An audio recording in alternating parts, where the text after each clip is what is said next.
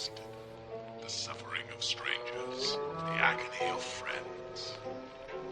There is a secret soul at the center of the world, gentle, and its sound is life.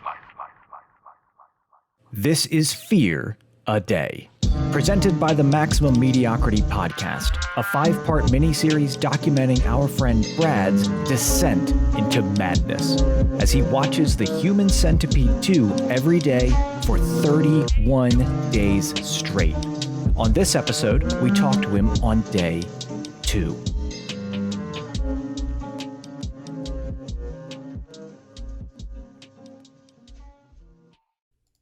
Okay, we're going to call Brad.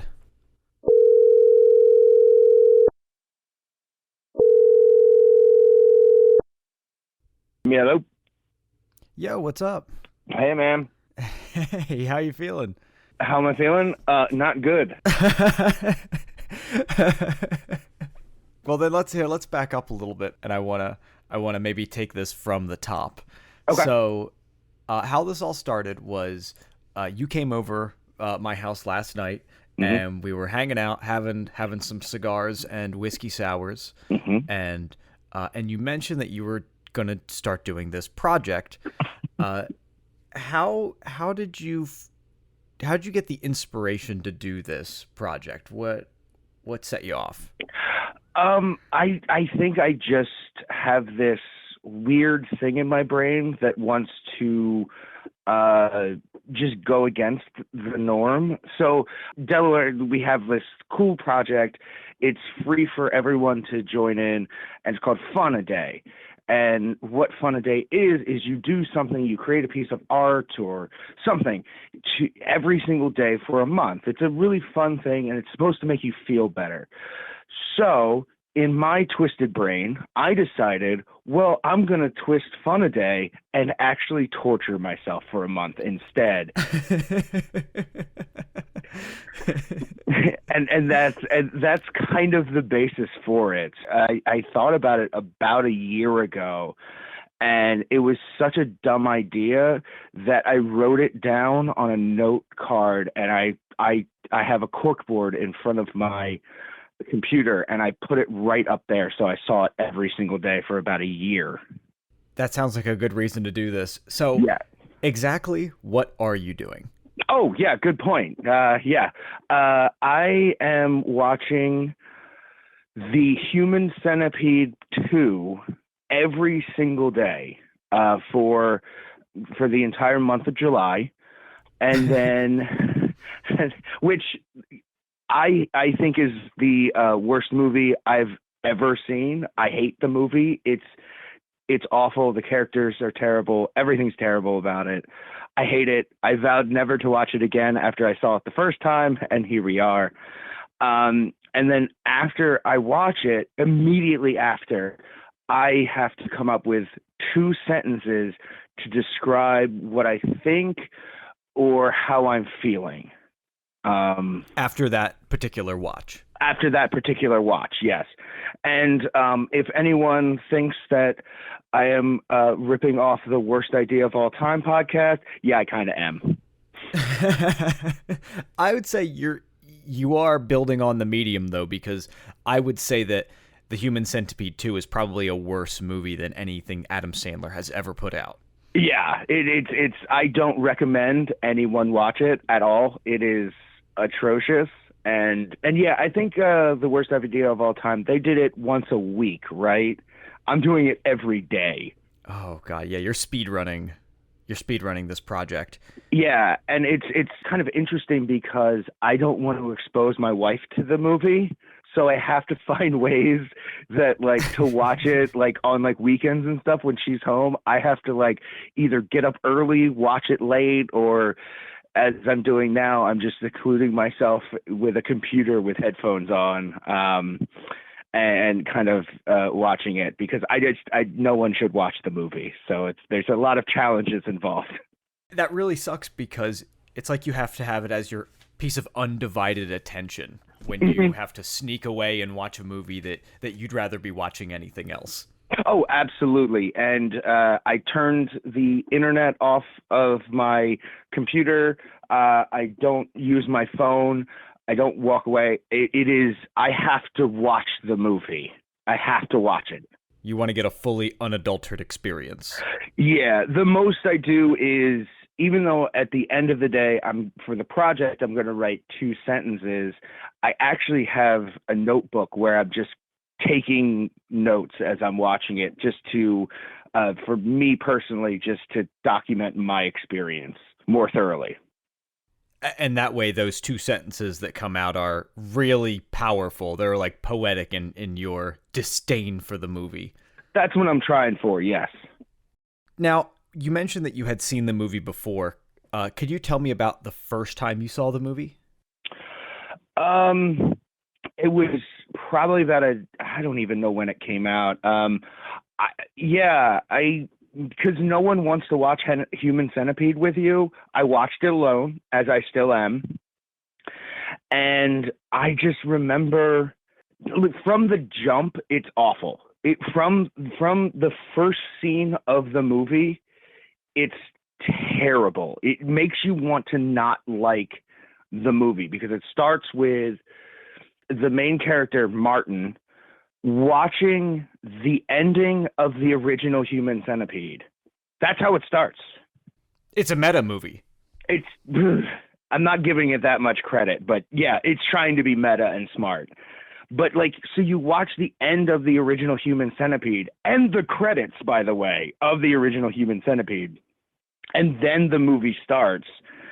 And so, from the jump, I don't even know why the first time I watched it, I didn't turn it off then. I guess I just like abusing myself when it comes to horror movies. I'm checking here on Rotten Tomatoes.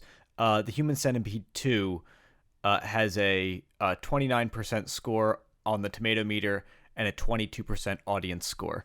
I'm actually surprised it's that high. Yeah, that actually seems pretty generous. Yeah, honestly. that seems way generous. It doesn't deserve any of that. The scariest part about this project is what has happened today as I have been watching this movie. And this is your second watch now. This is my second watch. Yeah, I'm only in day 2, and I'm finding things that I can compliment the movie about. And I'm also developing weird fan theories about it. Oh, okay. So I think this is good, because obviously your opinion is going to change on the movie over time. I didn't suspect it was going to get better, but who knows? I don't think so. I don't think it's going to get better. It's just going to get weirder.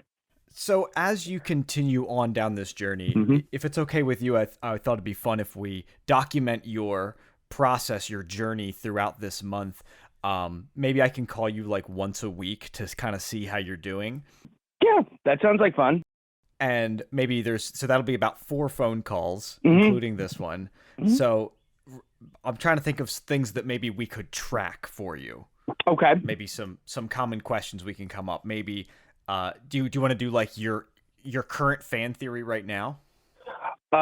Sure. My current fan theory, the way, and I don't know if it's just the ending of the movie is shot so terribly and that nothing in the movie makes sense, but I think it never happened. Not that I know it's a movie, so it never happened. But we wish it never happened. I think none of the events in the film actually took place in the film. I think it was a dream of the main character. Okay, dream sequence, okay. Because it kind of starts and ends at the same place, and it doesn't make sense as to how this guy works at a car park, and he's constantly just abducting people and from said car park, but no one catches on, and it takes place for a series of days, I assume. I don't know. That's one of my next projects, is to track the amount of days that it takes place in. But it takes place between several days. But if a lot of people are disappearing from the same car park, people would look at the person who's working. Yeah. And they show that they have videotape of what's going on. They have cameras set up. So they would see him, they would be able to easily investigate this, but nothing happens. And I'm like, I don't know if I believe, I think it might just be all a weird fantasy. That could make sense, because you're right. A car park that abducts people, car parks are expensive, but I think that would, that expensive, that would get around town. Nobody would go there anymore.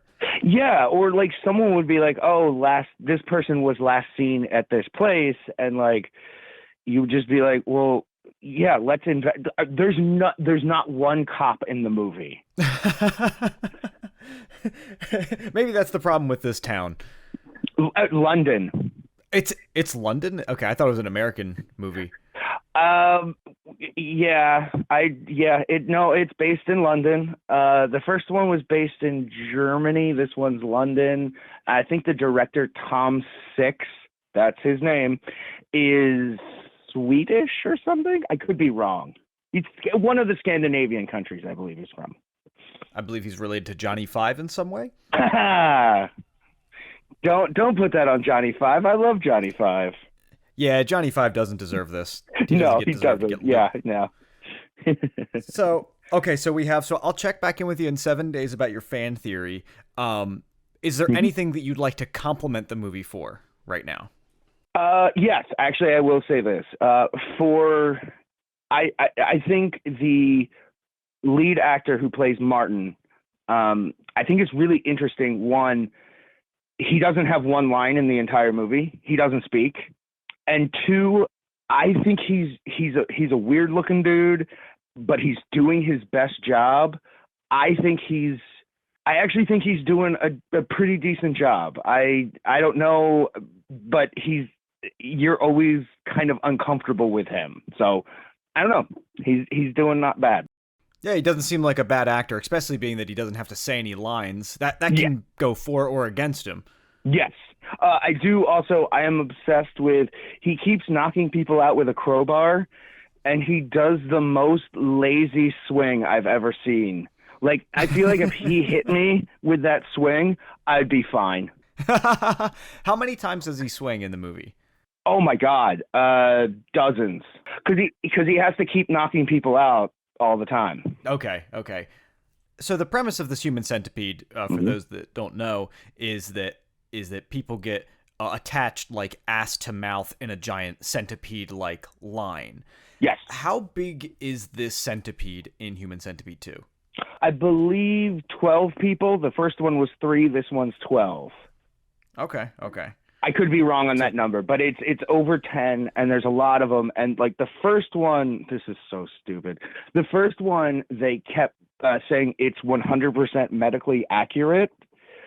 So they were like, oh, because the guy was a surgeon, and he's the one who like sewed all these people together. In this one, they say it's 100% medically inaccurate. So it's just this weirdo who wants to make a Human Centipede because he's a fan of, or he's obsessed with the original movie. So like he tries to do the operation but fails and accidentally kills people. So he just staple guns their mouths to asses. Because doing it medically, I'm sure, would cause a much better product in the end. I saw the first one. No, it doesn't. Yeah. What do you think the point of the movie is? I think it's the writer-director literally like jerking himself off and being like, look how cool I am. I'm going to make a meta movie. I'm going to because the first one, he was like, I'm going to push boundaries of what horror could be. He didn't. And the second one, he's like, I'm going to push it even farther. And I'm also going to reference my original movie because I'm so cool and I'm so great. I think it's just a jerk off session for Tom Six. Okay. So you don't think that there's a bigger story trying to be told, a bigger message that's meant to be in the movie? So here's the thing. Currently, right now, no. Yeah, let's see how that evolves throughout the next month. Because that's what I'm getting at. Yeah, I really want to hear. I might end up getting so bored that I create another narrative for it. I'm gonna be like that. The Always Sunny in Philadelphia Pepe Sylvia meme. I'm just gonna have like a giant cork board with like lines everywhere, and I'm connecting things. Okay, final. I think continuity thing is right now. What is your least favorite part of the movie? Wow.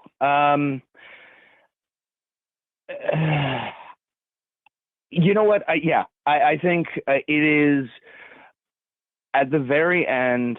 There is a scene where a woman who's pregnant, who we assumed was dead, wakes up. So like we thought she was dead before they created the centipede, so she's just left under a blanket in the corner of this like warehouse.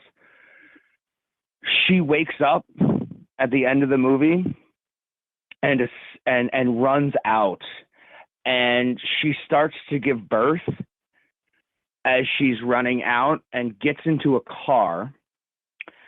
The car keys for some reason are in the car. I don't know why, but they're just in the ignition. She starts the car. Well, it won't turn over immediately because it's a horror movie. And eventually she gets it started. And as she gets it started, she gives birth to her kid. So the kid pops out, rolls under the accelerator. She hits it in reverse and squishes the baby's head. Oh, come on. Okay. That was my thought too. Jesus Christ. Yep, this is the movie we're dealing with.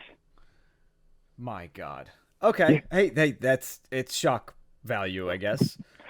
But it's, just for nothing. I don't know. It is shock value, but it's also like, this is just gross. She doesn't have any reaction. She drives off. We never see or hear from her again. There's no anything with it. We don't know what happened to her. And she's just been passed out in the corner this whole time. Yeah, for a good series, a good half of the movie, yeah. And she just wakes up, starts screaming, and then that happens, and it's like, oh God, yeah. Well, it definitely doesn't sound like the best part of the movie, so that I think that's a good contender for your least favorite part. It's the one thing that really stuck with me from watching it about a decade ago and now, just having to watch that again and having to watch it 30 more. I don't know. It just seemed gross for no reason. It added nothing to the story. She could have just ran off in the car and drove away, but you had to kill her newborn baby. Like, you don't have to do that. That doesn't add anything. Just gory for the sake of being gory. Yeah, that sounds pretty rough. Yeah. All right. Well, I think that's a good starting line. Are there any closing thoughts you want to say, having watched the movie 2 times and seeing the road ahead that you have to travel? The road ahead is really scary. I was talking to Jess, my wife, last night after we left your place, and I told her that one of the weirdest parts is every time I stop the movie, I know I'm going to have to watch it again in 24 hours or whatever. So, like, I have this weird anxiety inside myself. And I mean this without any hesitation. Please, anyone who's listening, anyone who can hear me, do not watch any of the movies. Do not. They're not good. They're not good. There are so many better exploitation movies. There's so many better gross horror movies out there. This one, not worth anyone's time. That's pretty bad. Do you think you're going to be able to make it through? Honestly, yes, I have to. Because I have watched this movie. I watched this movie once and said, I'm never watching it again. And now I've watched it 2 additional times. If I don't make it through, then I've watched this movie 2 additional times for nothing. Yeah, if you just watch it 15 times, that's nothing. You just watched it 15 times. You have to go the full month. I have to go. You have to hit the milestone or else it's useless. All the pain and suffering is for nothing. Exactly. I cannot wait to talk to you next week.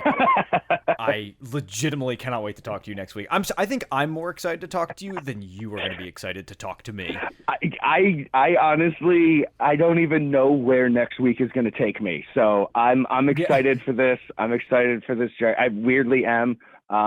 By the way, just so everyone knows, I do, in fact, I am seeing a therapist, and I have told her about this. So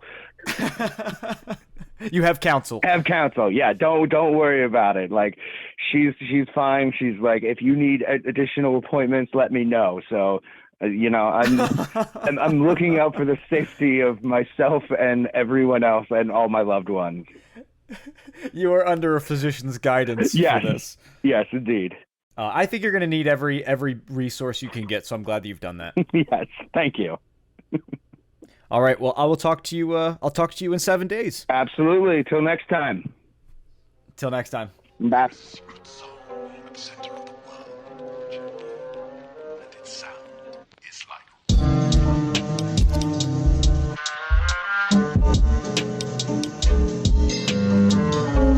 This has been the first episode of Fear a Day, presented by Maximum Mediocrity. If you would like to hear the rest of this series, please consider subscribing. Our theme song is Unbearable by Dominant.